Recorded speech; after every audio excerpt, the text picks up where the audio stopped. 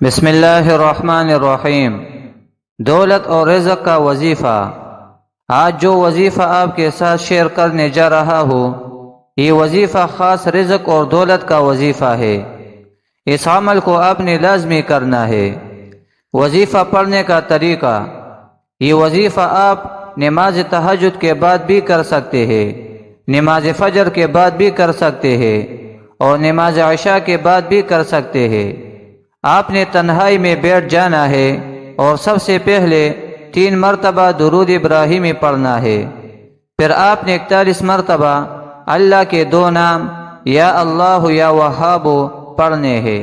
یاد رہے کہ اللہ کے ان دونوں ناموں کا اکٹھا پڑھ کر آپ نے ایک تصور کرنا ہے۔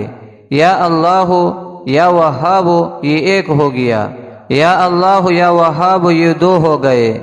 اس طریقے سے آپ نے 41 مرتبہ اللہ کی یہ دونوں نام پڑھنے ہیں، اور پھر آخر میں 3 مرتبہ درود ابراہیمی پڑھ کر اللہ سے دعا مانگنی ہے۔